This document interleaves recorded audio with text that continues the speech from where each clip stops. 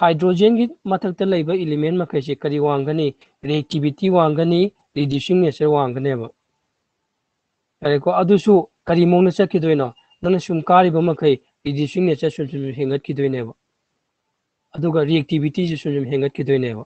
अदि ख्वाइदगी reducing nature वांगदो कनानो लिथियम तागने ख्वाइदगी रिएक्टिविटी वांगदो जस कना तानी लिथियम तागनेबा खंगौरेको हाइड्रोजन की मथक्ता लेबा एलिमेंट मखै करी ओइनेबा रिड्यूसिंग नेचर वांगनी रिएक्टिविटी वांगनेबा अदुगा हाइड्रोजन की मखादा लेबा एलिमेंट मखैसे ऑक्सीडाइजिंग नेचर वांगनेबा सम समबिदा अहेन मंगाक्तने को इन हाइजे अतोपदि हाइद्रे मीन्स अइना हुजे हाइरे सिदा ऑक्सीडाइजिंग नेचर हाइड्रोजन की मखादा लेबा एलिमेंट मखैगी ऑक्सीडाइजिंग नेचर वांगनी हाइरगदी रिड्यूसिंग नेचर दि कैतरमनी ऑटोमेटिकली लो ओइरमनेबा खंगौरेको अदुना सिना ख्वाइदे सममि नंग सिदा याम कंफ्यूज तोबो ओइरगदी सम समबिदा कॉपर की मथक्ता लेबा एलिमेंट मखैगी रिड्यूसिंग नेचर वांगनी रिएक्टिविटी वांगनी हाई होगनी लोरे कॉपर की मखादा लेबा एलिमेंट मखैगी ऑक्सीडाइजिंग नेचर हाई होगनी लोरे सिदा हौजिक सिदा येंगो फर्स्ट आई ऑक्सीडाइजिंग नेचर की डिक्रीजिंग ऑर्डर इरकेको ऑक्सीडाइजिंग नेचर हाई बसिंगसे नंग सिगी रिएक्टिविटी से फाद्रदी उपाय लेते येंगो फर्स्ट सी कॉपर से कना ले ऑक्सीडाइजिंग नेचर वांगबदो येंगदोइनिको कॉपर से हाइड्रोजन की मखादने अदु ओइबा तारगदी मागी ऑक्सीडाइजिंग नेचर कई ओरंगनी वांगमनी यारेको अदि कॉपर की कना लाने ऑक्सीडाइजिंग नेचर मा खय वांगे नेक्स्ट सोडियम का एल्यूमिनियम का अमु कना हान ले रिएक्टिविटी सीरीज ता सोडियम दी काजनो सिदा ले एल्यूमिनियम का ले एल्यूमिनियम दी एल्यूमिनियम यामद्रबो सरकाना मक अलमचेले तो एल्यूमिनियम यारेको अमन सिदा लेरा अमन सिदा लेरा ऑक्सीडाइजिंग नेचर कनाना वांगनी एल्यूमिनियम न वांगनी मरमदी नंग सुमाय कुमई खुदिंगी ऑक्सीडाइजिंग नेचर वांगदोइनेबो खंगेको ज्ञान लौसिन मंगम्बर ऑक्सीडाइजिंग नेचर वांगने जे अइनु जागिदो हाइड्रोजन की मथक में की रिड्यूसिंग नेचर कई दोगने सुम कारिबो मखे रिड्यूसिंग नेचर वांगतोइने रिड्यूसिंग नेचर सुम कागी बतारगदी ऑक्सीडाइजिंग नेचर ददी कुमगी बमखै ऑक्सीडाइजिंग नेचर हेमम थोक्त्रो तोइको अदुना सोडियम दे कनान हेलनी एल्यूमिनियम ने हेलनी तेन कना लानी सोडियम लानी यारेको मखा काइदोम करोम द फाकनी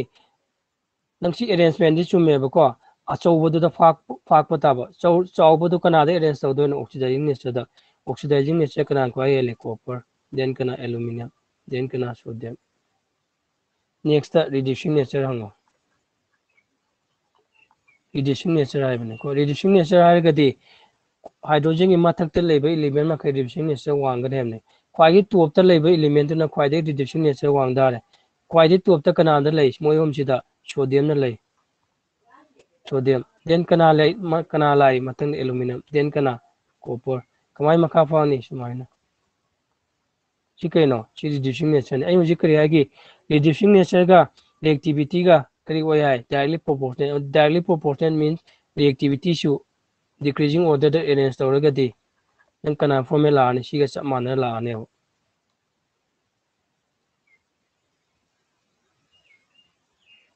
यानरेको सी खंगबा यो खंगगदी यारने हारो आई नेक्स्ट क्वेश्चन तौरगे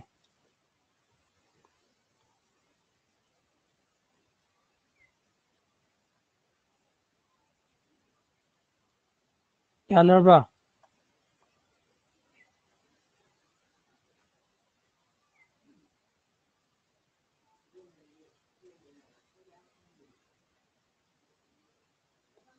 यानरबो से Sorry, sir. यानी को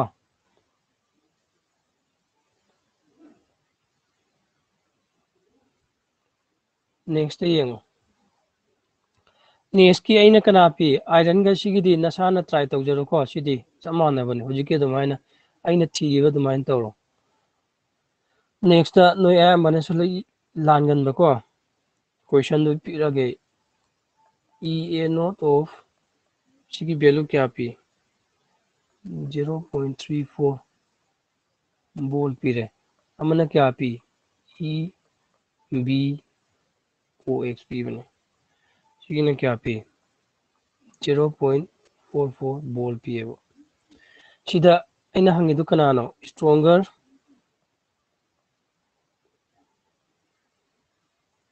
sorry reducing nature है निको stronger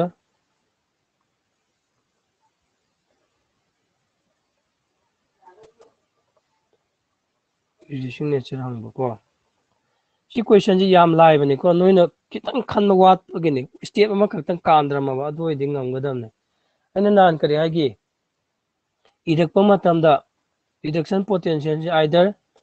suppose x ने element अमा होइरा मागी symbol सिने सुमाइना हाना इरगा सुमाइना इरम तारगा देखोइना करी ने खंगे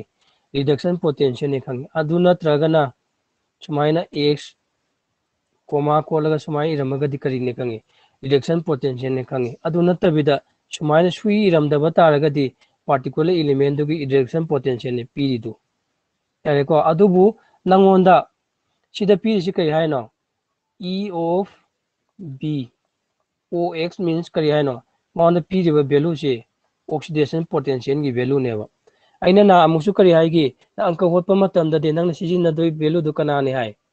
reduction potential की वैल्यू ngaktaनेबा नंग सिजिनदोइदो अदुना सिना पीरिसि सिदा पीरिसिदि कनानो सिदा पीरिसिदि A की पीरिसिदि reduction potential नेबा अदुबु B की पीरिसिदि कनानो oxidation potential नेबा अदु होइबा तारगा नंग कमाइन कंपेयर तौनी अमन oxidation potential ना पीरे अमन reduction potential ना पीरे कमाइना कंपेयर तौनी और कंपेयर तौगे हारगदि नंग सिगी reduction सिगी oxidation potential से फर्स्ट reduction potential दा ओंथोकपा दरकार होइद्रो ओइको अदुना सिगी reduction potential क्या माननी अइना नान हाइगिदो E of oxidation गा E of reduction गा सब माने खेना बाइबु करी द खेना है साइन द खेना है हौजि सिना पॉजिटिव होइबा तारगदि oxidation सिना पॉजिटिव वैल्यू होइबा तारगदि E of reduction की वैल्यू दि क्या तारने 0.44 तारने यारे को सिदगी करी खंगे नंगना सिदगी मुना येंको अमना पॉजिटिव नि अमना कनानो नेगेटिव नि औदि पॉजिटिव हारगदि ए ngасai करी हाय हाइड्रोजन की दुना जेरो नेबा हाइड्रोजन की मखा दो इन तत्तना है हाइड्रोजन की मखा दो पॉजिटिव नेबा हाइड्रोजन की मथक मैदुना कइनो नेगेटिव नेबा हौजि रिड्यूसिंग नेचर हंगबने रिड्यूसिंग नेचर दे कर मन वांगे हाइड्रोजन की मथक त लैब मखैदुनी रिड्यूसिंग नेचर वांगदोजे मींस मथक त लैब मींस नेगेटिव पुब कांबु दो नेबा यानिंगब्रा और स्ट्रॉन्गर रिड्यूसिंग नेचर कना होइने सी तारोइद्रो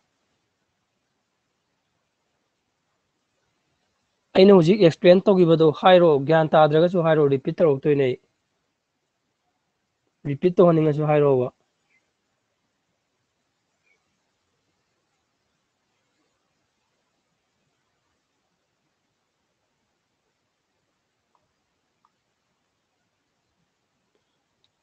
लेलिना याब्रा यानी सर खंगब्रा लेलिना खंगद्रा खागनी सर खंगनिको Binita खंगब्रा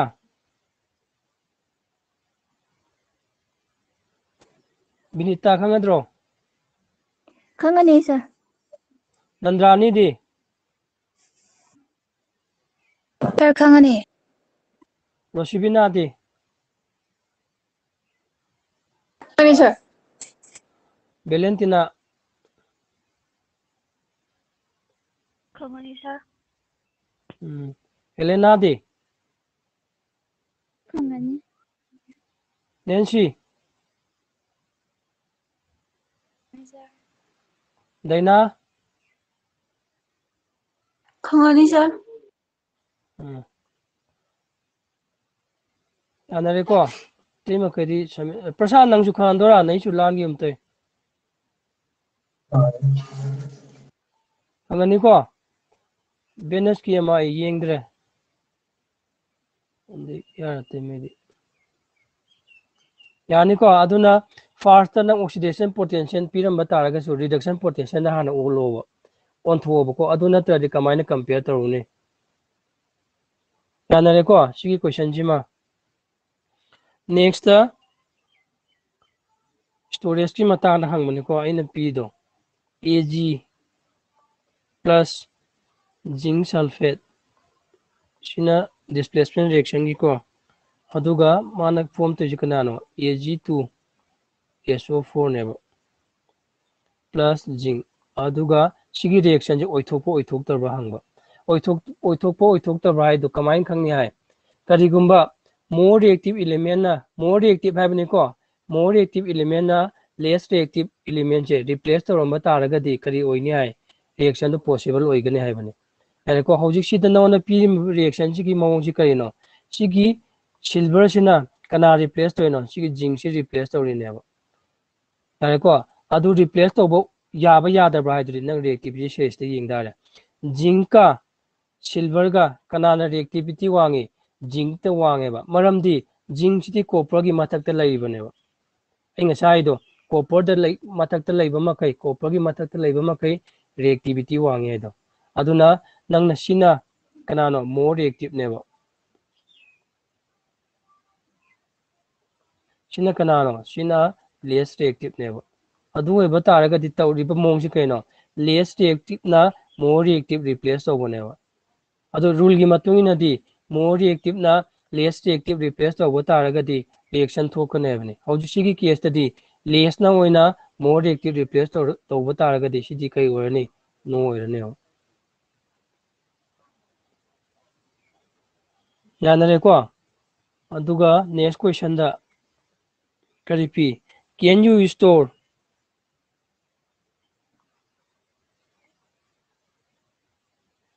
can you store copper sulfate ko in Canada zinc vessel da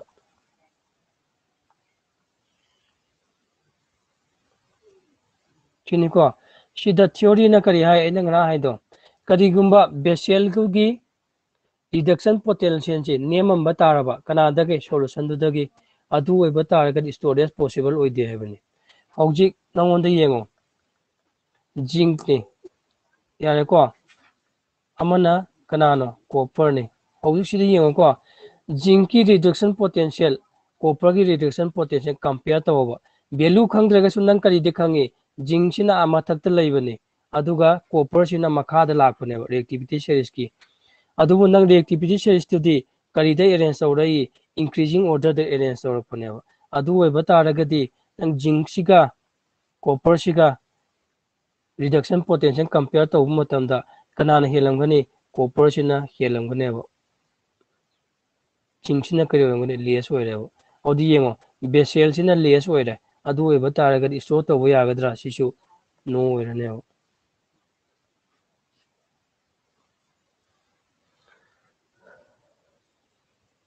yanar bayo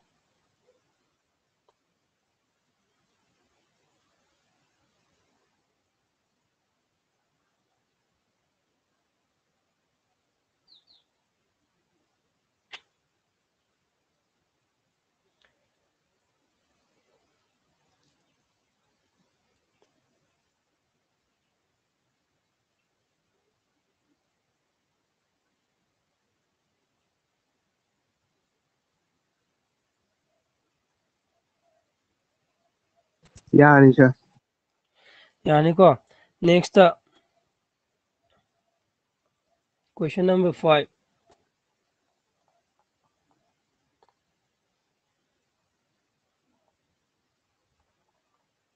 Ag ga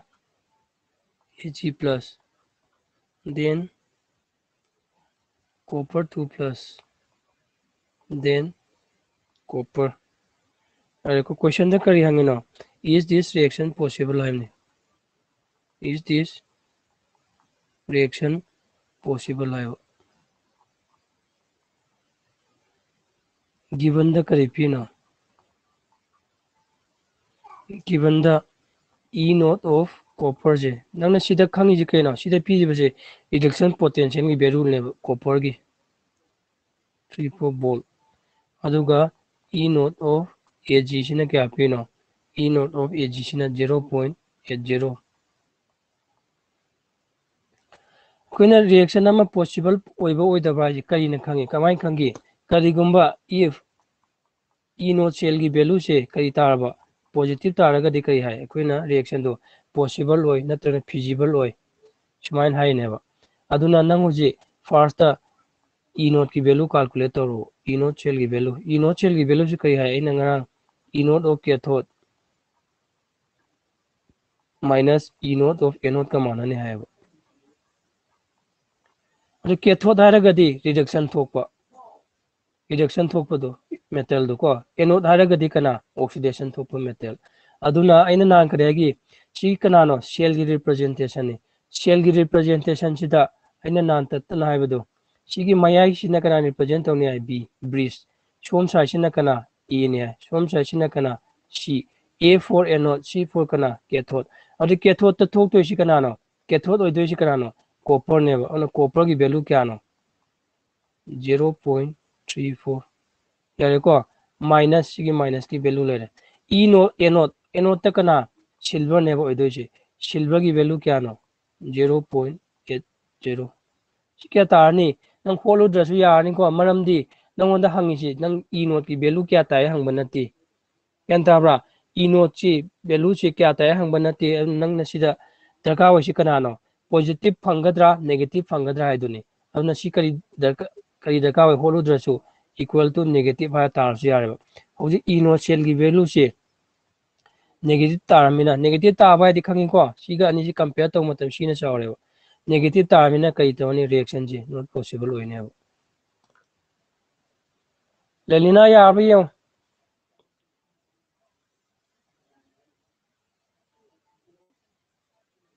यानी sir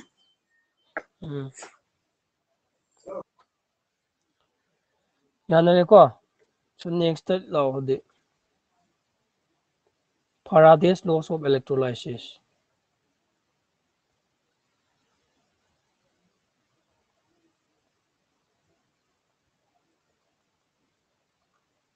Faraday's laws of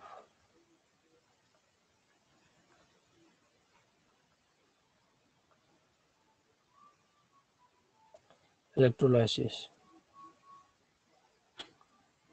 सिगी Faraday's law of electrolysis सी मरक स्टेटमेंट होने डायरेक्ट हंगमनी को state Faraday's laws of electrolysis हाइरगा ये लो अनि लेगनी को फर्स्ट लो हाइबा मगा सेकंड लो हाइबा मगा स्टेटमेंट दो हाने रखे को स्टेटमेंट करी है कि मतलब the mass of any substance deposited at the electrode चे is directly proportional to quantity of electric charge pass है electricity pass को ई रगे हाना the mass of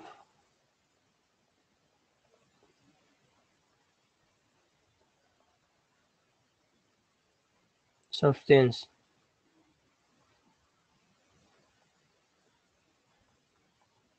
deposited or नत्रगन करी liberate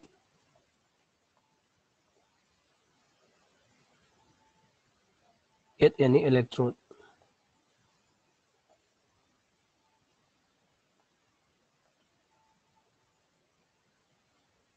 is directly proportional to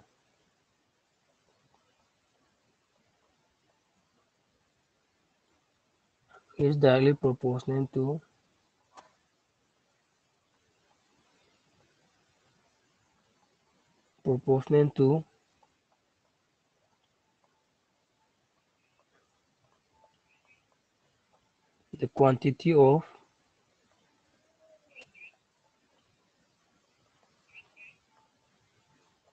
electricity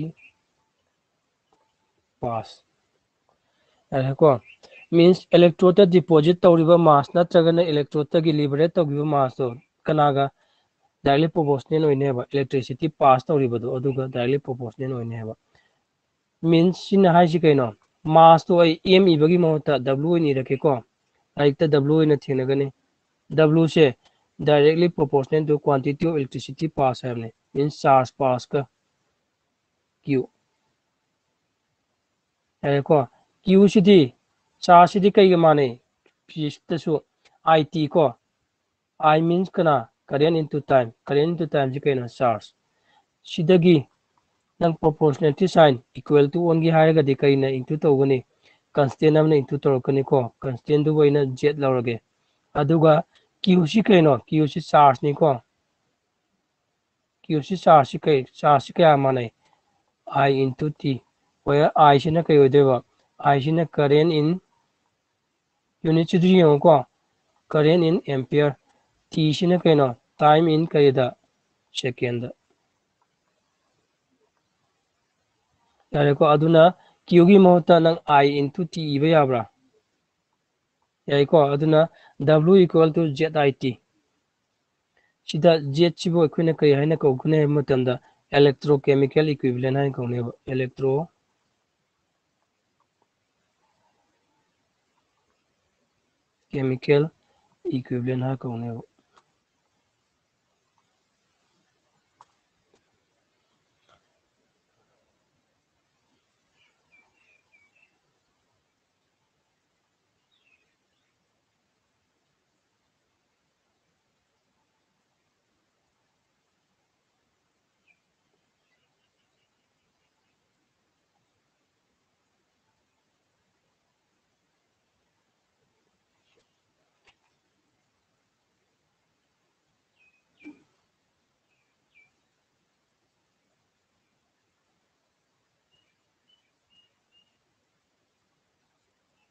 이신질로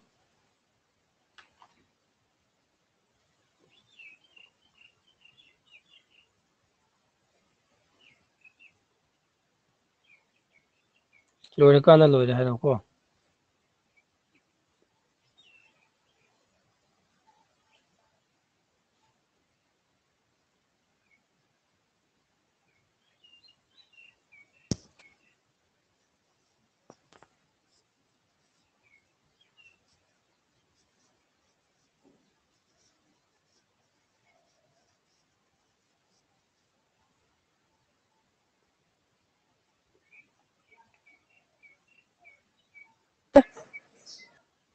ꯂꯣꯏꯔꯕ꯭ꯔꯥ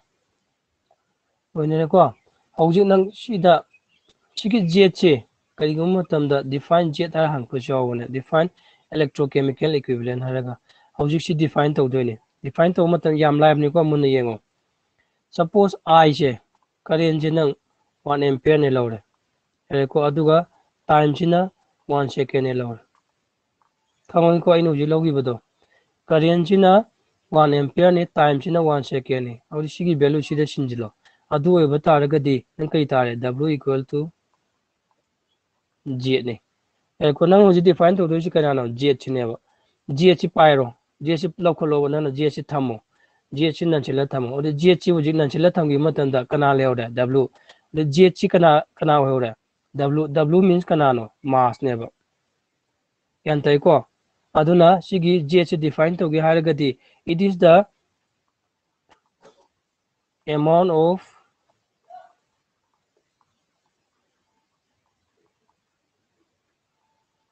substance deposited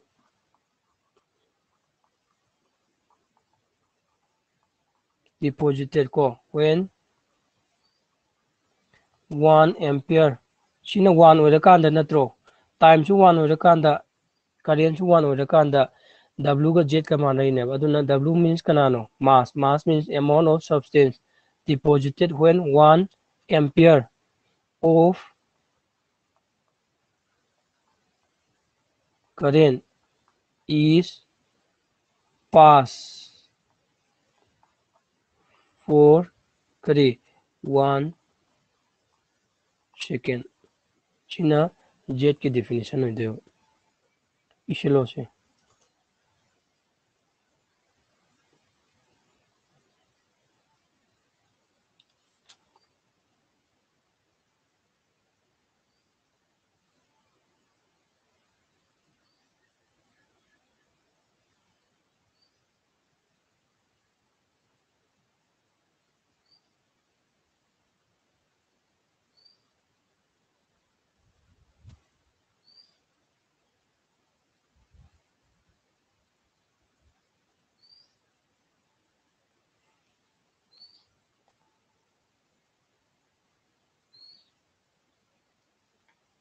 यानरबो yo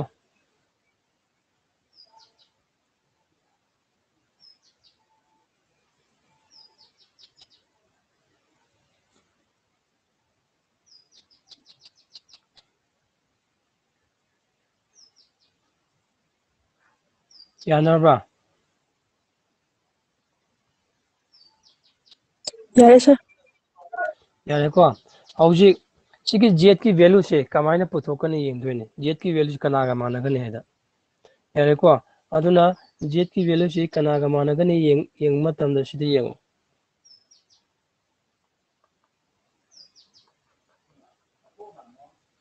sodium chloride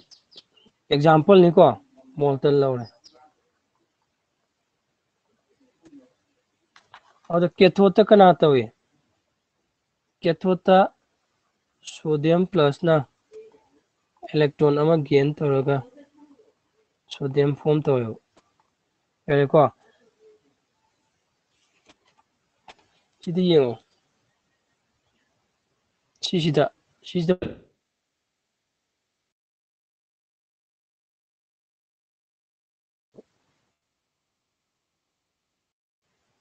ओइबा तारगदि सिदा येंगो सिगी ऐसी 1 जे सुमाइना इरकेबको 1 mole of electron यारेको इलेक्ट्रॉन मीन्स कइनो चार्ज नेबा यारेको इक्वल टू क्या मानकनी 1 mole of sodium ga managaneबको अदुगा 1 mole of electron जी क्या ga माने है मतमदा 96500 कूलम ga माने है यारेको अदु ओइबा तारगदि नंग सिदा येंगोको 96500 से 1 mole of atom जे अखोइना क्या ga माने है 1 mole of sodium से 1 mole of sodium से क्या ga मानगनी क्लास 11 दा तंबदो 23 ग्राम ga managaneबो यारेको अदु ओइबा तारगदि 1 कूलम दी क्या तारकने 23 by 96500 लाकनेबो यानिंब्रा सिदगी यूनिटरी मेथड निको 96500 कूलम से सिगा क्या गा 1 mole of sodium हायरगदि 23 ग्राम ga managaneबो अदुगा सिदगी यूनिटरी मेथड सिजनदि 1 कूलम पुथोकेदि 23 by 96500 तारकनेबो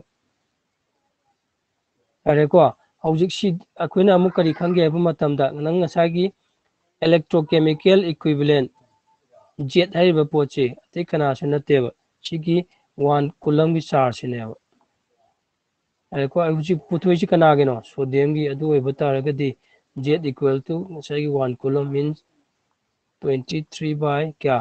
96500 9 96500 into को सिदा बैलेंस फैक्टर n फैक्टर हार इगेरो n फैक्टर है करिनो हार के को n फैक्टर अदुना नंग आइना सि कमाइना लाई है तो ताकपगिनी को इसम समबिदा जे ची कनागा मानगनी हाइबा मतमदा एटॉमिक मास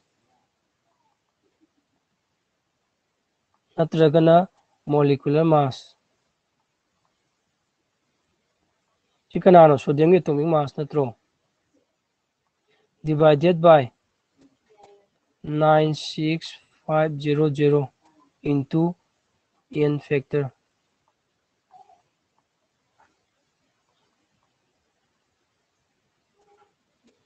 ऐसिद n factor दु कइनो हायखिगे को अदुगा कोना सिलो n factor जे नांदगी तौरिबा खुने बैलेंस फैक्टर हाइदुनी एसिड की ओइगाना कना लवी बेसिसिटी लवी बेसिक बेस की ओइगाना कना लवी एसिड की लवी अदुगा सोल्ट की ओइगाना कना लवी टोटल पॉजिटिव चार्ज नतगना टोटल नेगेटिव चार्ज लवी अदुबु सुमाइना हाफ रिएक्शन हाफ ऑक्सीडेशन नत हाफ रिडक्शन रिएक्शन दा कना लवनी मतंदा total number of electron exchange सु लोगनेबा औना सिगी केस दा नंबर ऑफ इलेक्ट्रॉन जी क्या नो 1 नेबा ची 1 को सिदा 1 मींस 1 into 1 जी क्या 1 अदुना सिगी 1 दो सिदा इरक्तबगी नेबा खंगे को सिगी 1 दो सिदा इरक्प या इरक्तबसु याय रंदी कइगिनो इरसु या इदरसु या ममने 1 निना 96500 तादो लेरेबा ꯑꯗꯨꯒꯤ ꯁꯤꯗ 1 ꯗꯣ ꯍꯥꯞꯄꯛꯇꯕꯒꯤꯅꯤ ꯑꯗꯨꯅ Z ꯁꯦ ꯖꯦꯅꯔꯦꯜ ꯐꯣꯔꯝꯗ ꯏꯒꯦ ꯍꯥꯏꯔꯒꯗꯤ either atomic mass or molecular mass divided by 96500 into n factors into ꯇꯧꯒꯗꯕ ꯁꯤ ꯁꯤꯟꯖꯤꯜꯂꯣ ꯑꯩ ꯑꯇꯣꯞꯄ ꯑꯦꯛꯖꯥꯝꯄꯜ ꯑꯃꯁꯨ ꯍꯦꯟꯅ ꯀ꯭ꯂꯤꯌꯥꯔ ꯑꯣꯏꯅꯕ ꯍꯥꯏꯔꯛꯀꯦ ꯑꯗꯨꯒ ꯅꯪꯅ ꯈꯪꯗꯧꯕ ꯑꯃꯀꯣ ꯁꯤꯗ 1 ꯐꯔꯥꯗꯦ F means ꯐꯔꯥꯗꯦꯅꯤꯀꯣ 1 ꯐꯔꯥꯗꯦꯁꯤ 1 ꯐꯔꯥꯗꯦꯁꯤ ꯀꯌꯥꯒ ꯃꯥꯟꯅꯅꯤ ꯍꯥꯏꯕ ꯃꯇꯝꯗ 96500 ꯀꯨꯂꯝꯒ ꯃꯥꯟꯅꯒꯅꯤ ꯁꯤ ꯌꯥꯝ ꯃꯔꯨ ꯑꯣꯏꯀꯣ ꯌꯦꯡꯁꯤꯜꯂꯣ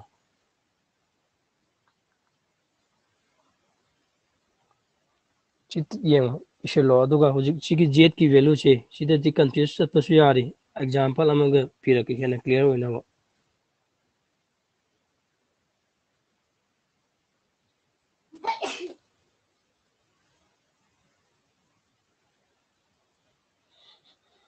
सीजी कुलम निको कुलम चार्ज की यूनिट है सीजी खंद्रगदि सीजी कई है न कुलम फिजिक्स तसु यावने खंगने खले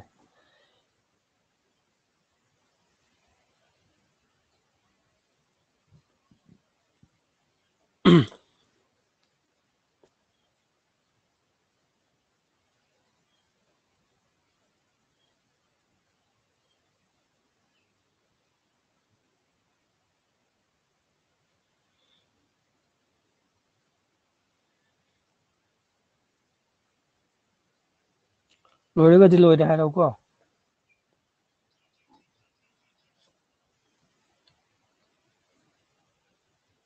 लोरे सर लोरेको अदो आई केनोम हागे ngrangi kenoda suppose redox reaction की फॉर्म दा पीबे यायबको समायना आई चुंबा चुमदबा खंगदे कॉपर प्लस Ag प्लस का अदो नंग ngasai spontaneous hotpa matamda aina nansida electron exchange का कायदुदी नंग क्लास 11 की redox reaction की chapter तो खंगदबा तागे खंगमोय हायबगी मोंगदा aina खंगदबा मोंगदा ताकपनेबा अदो नोइना सिदा Irga increase in oxidation number oxidation गायदो पुलप तो इद्रसु या इगदबा pot नतेबा aina chumnagi khanguramoy haibagi amuk class 12 ta sigi matang tainge da taubagi yanare ko aduna adugi saruk irakano next time da de awu sida yengo sigi Z ki value se reaction nama pirake magnesium ki reduction reaction ki ko suppose Mg 2 plus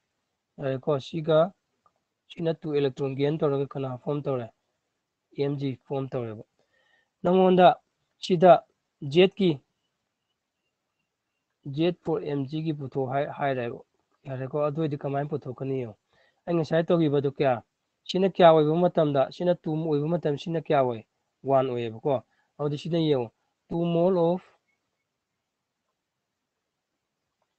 electron ko si kya ga managani 1 mole of magnesium ga ne ba manai se यारे को ngasai gi aina kare ha ki 1 mole of electron je 96500 coulomb ga manai hai adi 2 mole da kya tarani 2 into 96500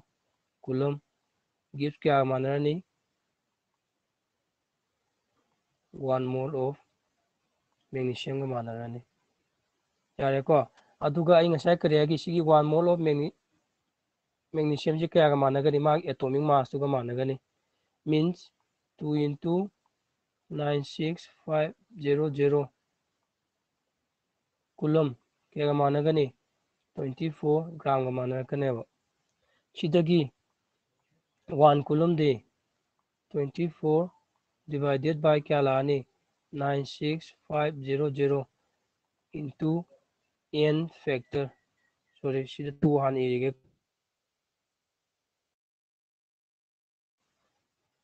sigi 1 coulomb mai ji kaino Z ki value ne kana gi adasu Mg gi si kana no Mg की atomic mass ने atomic mass divided by क्या तारे 96500 into सिगी 2 ji कनानो Nasai number of electron exchange to नेवा सिगी 2 ची नेवा अदुना common होइना कना इरे n factor इरे सिगी Z की value से कमाई लापनो ताकपगिनिको exam दा सी जेट की वैल्यू पुथोय हंगोय एग्जाम दा हंगतुब क्वेश्चन दा हारके याद्रा येंगो से सिंजलो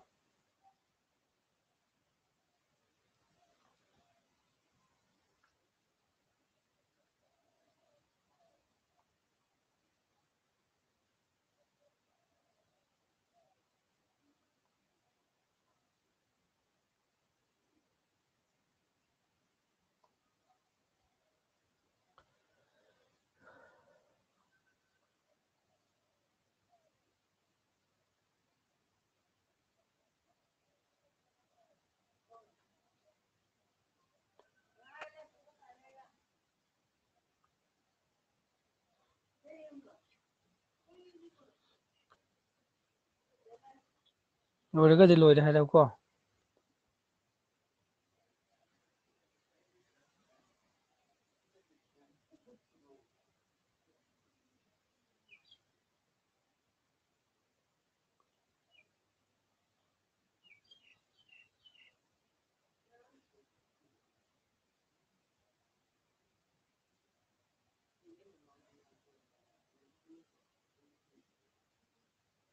Yare, sir. यानरे को हौजिक सिदा येंगो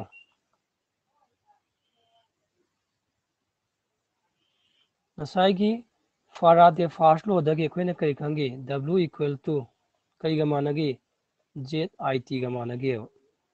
एको हौजिक सिगी Z की वैल्यू से सिदा सिंजिलो अनि Z की वैल्यू से सिंजिलक के हारगा दि कई गा मानगने Z equal to atomic mass नत्रगना कना एटॉमिक मास और molecular mass यार को divided by 96500 into n factor यारिब्रा सिने कना गिनो z की वैल्यू ने नेक्स्ट कना लेरे I into कना लेरे t भी यार को हौजिक अइना हाक्तो पॉइंट मुना ताव को like element की ओरगदी कना लौरानी atomic mass लौरानी molecule ओरगदी कना लौनी molecular mass लौरकनी यारे को अदुगा सिकी वैल्यू से अइना होजे 1 फराडे का क्या का माने है 96500 का कुलम का माने है और न सिकी 96500 सिकी महुता नंग f इरसु याबा और दी क्वेश्चन की मतुंगिना हंगपगी मतुंगिना कुलम दा हंगागदी नंग कुलम सिकी 96500 सिने दारे फराडे दा हंगागदी फराडे दा इबा दारे अदुना नंग सिकी महुता समझला इरके को w इक्वल टू आई मोलिकुलर मास होल इरगे molecular mass यार को 96500 सिगी महुता इन फराडे की 1 फराडे तो f ओने रगे into n factor into कना I into t सिबो खंगी बयो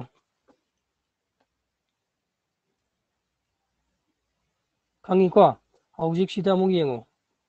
नंग दरकार होइबगी मतुंगिना सिजिनदोइनी को अदुबु आई सिगी फॉर्मूला से चावना उरिसे पिक्सिनबा आई होनरके हाना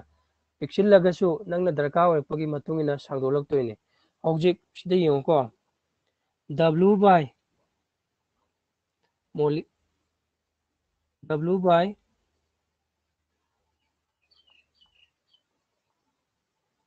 molecular mass चीज सोम पुरामी को चीगी molecular mass सोम द पुरामी equal to IT से अखोइना ngasa क्या गा मानगी चार्ज q गा मानगी सिना कना f सिना कना n factor सिना कना नो फराडे की दनी सिना कना n factor लेफ्ट साइड ता येबा पोसी कना नो अंत हाइरो गेस तोरो सुंबा लान लालगा जु कई काइदे Sir, mole. सी मोल नि को मोल दा कोइना करी खंगे mole means given mass divided by molecular mass है ना सिगी w by m सी कई तारने मोल तारने equal to q divided by f into कना तारने n फैक्टर तारने हो अदुना नंगना सीजन फॉर्मूला से कनानो हाइबा मतमदा ꯁꯤꯅꯦꯕ ꯌꯥꯝ ꯃꯔꯨ ꯑꯣꯏꯗꯣꯏꯁꯤ ꯍꯣꯔꯦꯟ ꯃꯣꯜ ꯅꯝꯕꯔ ꯑꯣꯐ ꯃꯣꯜꯁ ꯄꯤꯔꯝꯃꯦ ꯆꯥꯔꯖ ꯄꯨꯊꯣꯛ ꯍꯥꯏꯔꯒꯗꯤ ꯅꯪ ꯁꯤꯒꯤ ꯐꯣꯔꯃꯨꯂꯥꯁꯤ ꯑꯦꯄ꯭ꯂꯥꯏ ꯇꯧ ꯇꯥꯔꯦ ꯑꯗꯨꯒ ꯀꯔꯦꯟ ꯄꯨꯊꯣꯛ ꯍꯥꯏꯔꯝꯃꯒ ꯇꯥꯏꯝ ꯄꯤꯔꯝꯃꯒꯗꯤ ꯀ꯭ꯌꯨꯁꯤ ꯑꯃꯨꯛ ꯅꯪ ꯑꯥꯏ ꯇꯤ ꯍꯥꯏꯔ ꯁꯥꯗꯣꯛ ꯇꯥꯔꯦ ꯑꯗꯨꯗꯤ ꯅꯪ ꯀꯣꯏꯁꯟꯗꯨꯒꯤ ꯍꯪꯉꯛꯄꯒꯤ ꯃꯇꯨꯡ ꯏꯟꯅ ꯗꯔꯀꯥꯔꯒꯤ ꯃꯇꯨꯡ ꯏꯟꯅ ꯅꯪ ꯁꯤꯖꯤꯟꯅ ꯇꯥꯔꯦ ꯁꯤ ꯁꯤꯟꯖꯤꯜꯂꯣ ꯍꯥꯏꯕ ꯃꯊꯛꯇ ꯏꯁꯀ꯭ꯔꯤꯟ ꯁꯣꯠ ꯂꯧꯅꯤꯡꯕ ꯌꯥꯎꯔꯒꯁꯨ ꯍꯥꯏꯔꯣ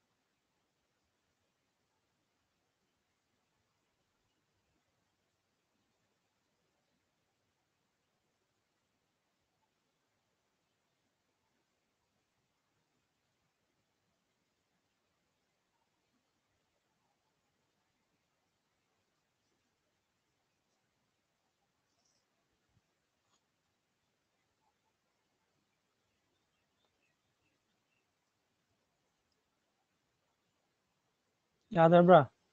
ꯌꯥꯅꯤ ꯁꯥꯔ ꯌꯥꯅꯤꯀꯣ ꯑꯗꯨꯒ ꯌꯥꯝ ꯃꯔꯨ ꯑꯣꯏꯕ ꯑꯃ ꯁꯤꯗ ꯑꯃꯨꯛꯀ ꯌꯦꯡꯉꯣ ꯑꯩ ꯍꯥꯏꯒꯠꯂꯛꯇꯣꯏꯅꯤꯀꯣ ꯁ꯭ꯇꯦꯞ ꯕꯥꯏ ꯁ꯭ꯇꯦꯞ ꯇꯥꯛꯇ꯭ꯔꯒꯗꯤ ꯅꯣꯏꯗ ꯀꯟꯐ꯭ꯌꯨꯁ ꯆꯠꯀꯅꯤ ꯍꯥꯏꯕꯒꯤꯅꯤ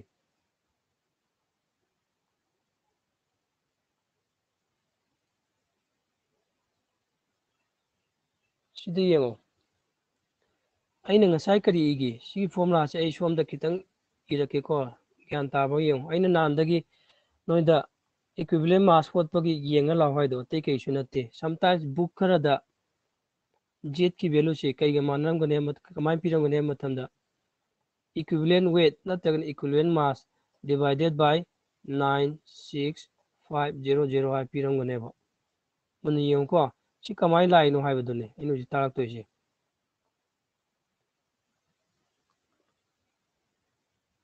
ꯁꯤ ꯌꯦꯡꯉꯣ ꯁꯤꯒꯤ ꯐꯣꯔꯃꯨꯂꯥꯁꯦ ꯑꯩ ꯑꯦꯇꯣꯃꯤक ꯃꯥꯁ ꯏꯕꯒꯤ ꯃꯍꯨꯠꯇ ꯃꯣꯂꯤꯀꯨꯂꯔ ꯃꯥꯁ ꯏꯔꯛꯀꯦꯕꯀꯣ ꯁꯤꯁꯦ ꯑꯩꯅ ꯉꯁꯥꯏꯗꯣ ꯏꯂꯤꯃꯦꯟꯒꯤ ꯑꯣꯏꯔꯒꯅ ꯑꯦꯇꯣꯃꯤक ꯃꯥꯁ ꯂꯧ ꯃꯣꯂꯤꯀꯨꯜꯒꯤ ꯑꯣꯏꯅ ꯃꯣꯂꯤꯀꯨꯂꯔ ꯃꯥꯁ ꯂꯧ ꯍꯥꯏꯕꯗꯣ ꯑꯗꯨꯅ ꯁꯤꯒꯤ ꯃꯍꯨꯠꯇ ꯑꯩ molecular mass ꯏꯔꯛꯀꯦ molecular mass divided by 96500 96500 into kana n factor ꯁꯤꯅꯤꯀꯣ ꯁꯤꯒꯤ ꯐꯣꯔꯃꯨꯂꯥ ꯁꯤ ꯗꯥꯏꯔꯦꯛ ꯂꯩꯁꯦ ꯍꯧꯖꯤꯛꯁꯤꯗ ꯌꯦꯡꯉꯣꯀꯣ ꯃꯨꯟꯅ ꯑꯩꯈꯣꯏꯅ ꯅꯍꯥꯟ ꯏꯀ꯭ꯋꯤꯕꯤꯂꯦꯟ ꯃꯥꯁ ꯍꯣꯠꯄ ꯃꯇꯝꯗ ꯏꯀ꯭ꯋꯤꯕꯤꯂꯦꯟ ꯃꯥꯁ ꯍꯥꯏꯁꯦ ꯀꯅꯥꯒ ꯃꯥꯟꯅꯒꯦ ꯌꯦꯡꯉꯨ ꯁꯤꯒ ꯃꯥꯟꯅꯔꯝꯒꯅꯤ ꯌꯦꯡꯉꯨ equivalent mass ꯍꯣꯠꯄ ꯃꯇꯝꯗ molecular mass divided by n factor means valency factor ꯑꯣꯏꯈꯤꯕ꯭ꯔꯥ ꯑꯣꯏꯔꯝꯒꯅꯤꯀꯣ ꯅꯪ ꯁꯤꯗ ꯍꯧꯖꯤꯛ ꯒ꯭ꯌꯥꯟ ꯇꯥꯕ ꯉꯝꯗ꯭ꯔꯒꯁꯨ ꯅꯍꯥꯟ ꯁꯣꯂꯨꯁꯟ ꯆꯦꯞꯇꯔꯒꯤ ꯁꯝ ꯀꯟꯁꯦꯟꯇ꯭ꯔꯦꯁꯟ ꯇꯥꯝꯒꯤꯗ ꯅꯣꯔꯃꯦꯂꯤꯇꯤ ꯍꯣꯠꯇ꯭ꯔꯤ ꯍꯦꯛ ꯃꯃꯥꯡꯗꯨꯗ ꯏꯀ꯭ꯋꯤꯕꯤꯂꯦꯟ ꯃꯥꯁ ꯀꯃꯥꯏꯅ ꯄꯨꯊꯣꯛꯀꯅꯤ ꯇꯧꯔꯝꯒꯅꯤ ꯑꯗꯨꯗ ꯏꯀ꯭ꯋꯤꯕꯤꯂꯦꯟ ꯃꯥꯁꯁꯦ ꯀꯅꯥꯒ ꯄꯤꯔꯝꯒꯅꯤ molecular mass इरगेको divided by valency factor पीरंगनेबो echo valency factor सिदा valency factor हायरगा पीरंगनेबो असिगी valency factor सिनेबा इन सिदा n factor हायरिसि अदुना सिगी महत्ता करी इबा याय नंग equivalent mass इबा यायबा molecular mass divided by n factor की महत्ता equivalent mass ओने इगिबा तारगदि z कई तावगने z से equivalent mass divided by kay tarani 96500 sine bata doise yengo khangiba yengo inta hai singje khangudaba confuse chatpa yawrgasu dum hairo repeat tawrasu tawno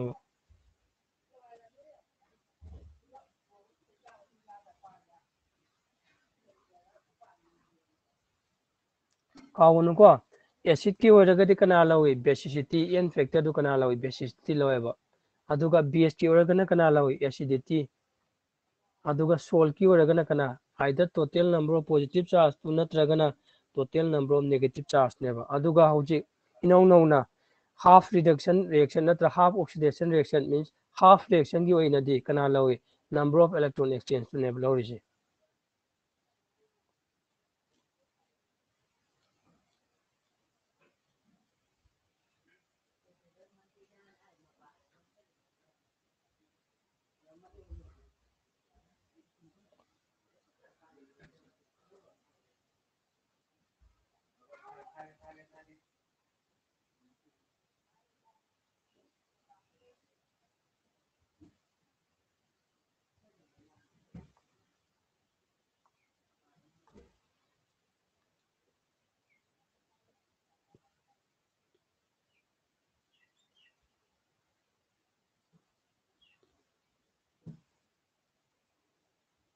yanarba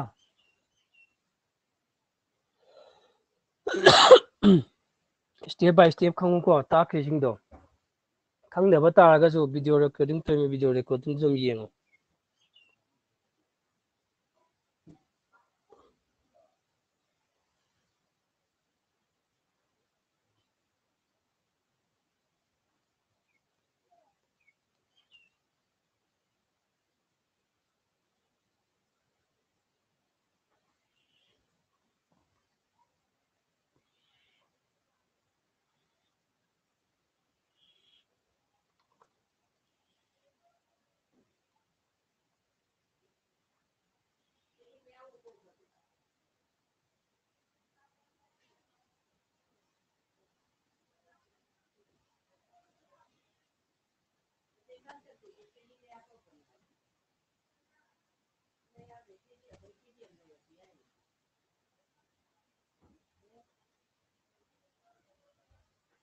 yanabro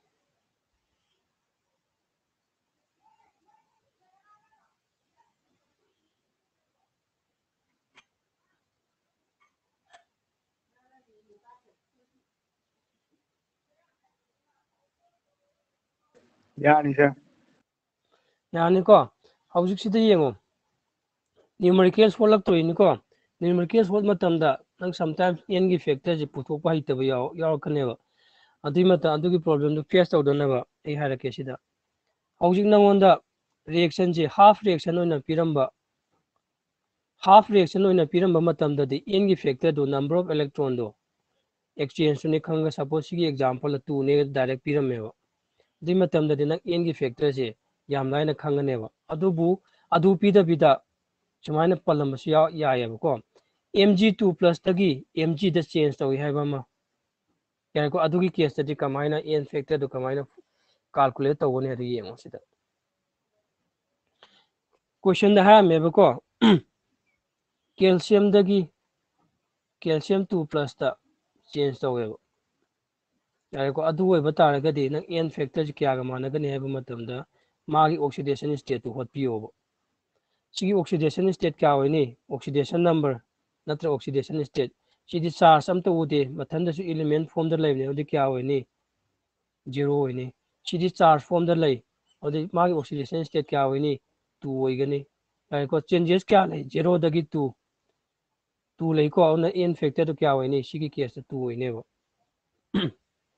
samana na nangonda permanganate ion MnO4 minus tagi Mn da ole haireba Mn2 plus da ole haireba atui matamda di n factor ji kamaina puthokani haiba matamda nangi shi kanano Mn sita Mn piramina nang sigi Mn sigi oxidation state puthokpa darka hoiba oxidation state puthokki hairagadi Mn gi puthokto rimina X lawro yani ko oxygen gi oxidation state puthokpa matamda oxygen gi kyane lawi -2 ne lawi ko plus oxygen gi -2 oxygen kya yawi oxygen mari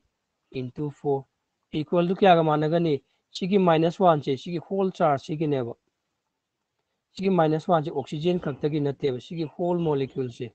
whole compound sigi neba yani ko audi kya ga managani -1 sigi -1 se sidagi s ki value solve taro s ki value kya tarakani 7 tarani yani ko audi sina 7 oire सोमदना Mn की charge क्या हो रहा है oxidation number 2 हो रहा है difference क्या ले 5 डिफरेंस ले को अदु होय बतार की n फैक्टर क्या का मान रखनी 5 का मान रखने हो खंगो हुई हो चिसिंजिलो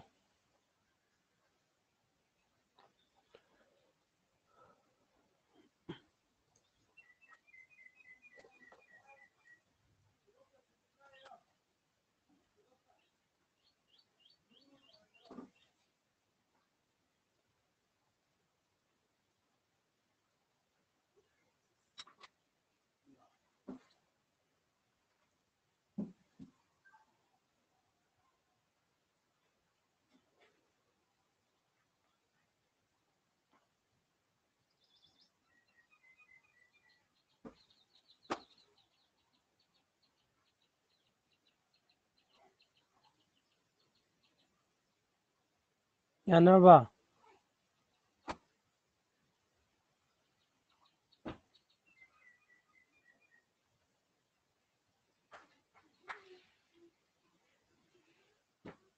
यार सर यानी को सीधा बेस तो वन का होला से सीधा सीधा बेस तो क्वेश्चन नहीं रखे को ऐसी सिंह मत लगे साइड की सी मत लगे को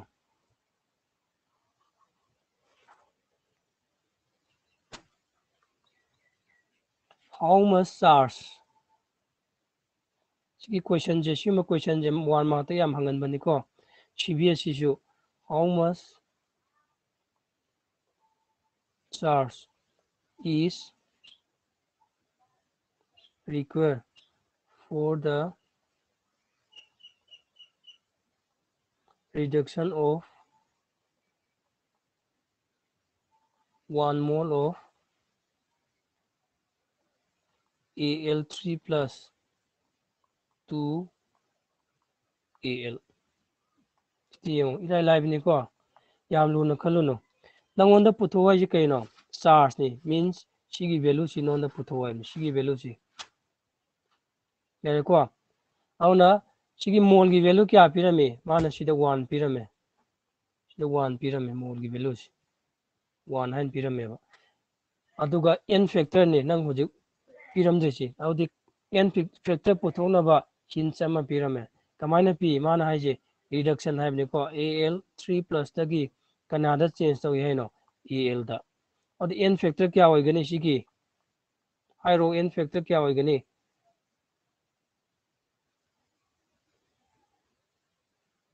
3. 3 होइनी को मरम सिगी Al की चार्ज क्या नो सिदा 3 ऑक्सीडेशन नंबर 3 होइने चार्ज सिने चार्ज सिगा ऑक्सीडेशन नंबर का मानगनेबा कईगुम एलिमेंट तुना चार्ज फॉर्म द लेरमगदि आयनिक फॉर्म द लेरमगदि सीधी चार्ज सु लेते अवना सी क्या लौनी 0 ओदि चेंजेस क्या ले 3 अवना n फैक्टर क्या तारनी 3 यारे को अदु है बतारगदि ना आंसर होलो सिगी वैल्यू क्या नो 1 इक्वल टू q की वैल्यू नि पुथोक्तोइसे f लाइरे यारे को इनटू n फैक्टर क्या नो 3 this implies q equal to क्या 3 फराडे करिगुम्बा एग्जाम दा कुलम दा पुथो हायमद्राबा अवदि सुमाइना होलो अदुगा फाइंड चार्ज इन कुलम हायराबा अदु ओइरगदि कमाइ ओइरकनी कुलम दा ओइरगदि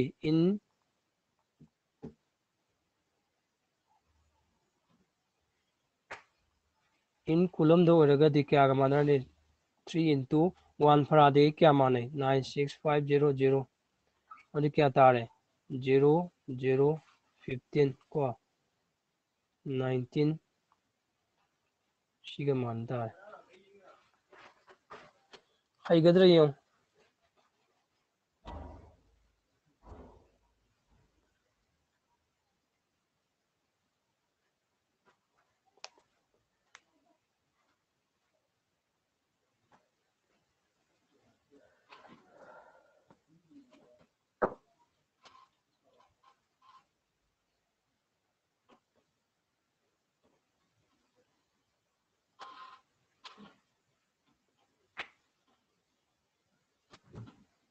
याब्रा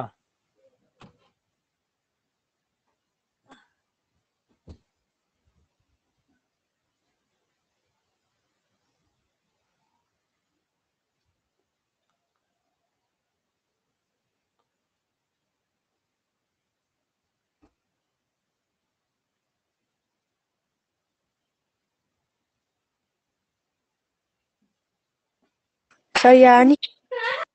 ꯌꯥꯔꯅꯤꯀꯣ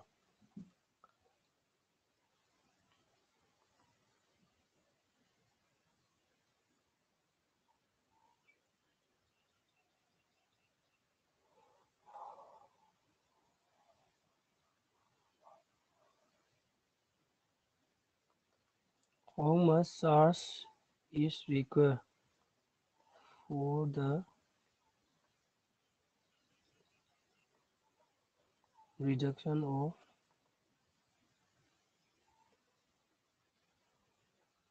46 gram of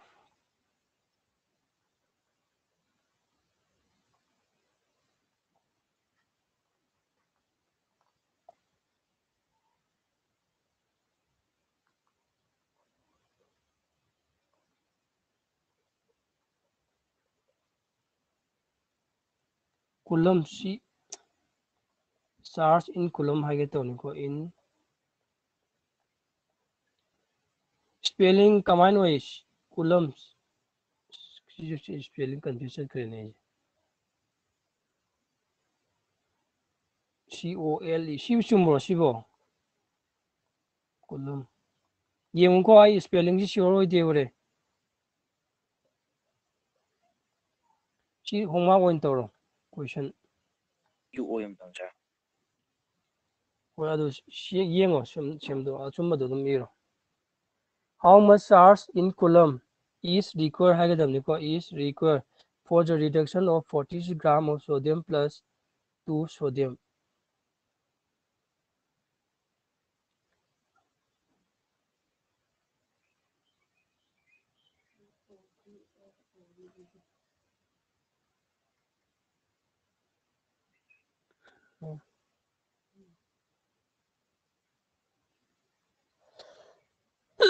question 신질러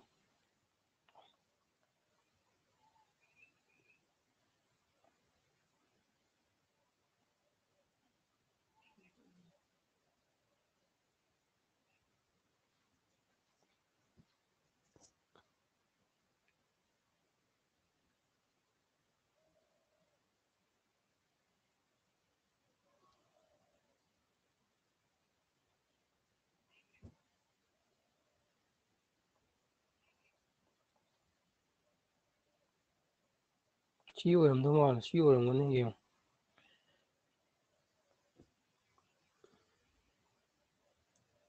question ꯁꯤꯜꯂꯕ꯭ꯔꯣ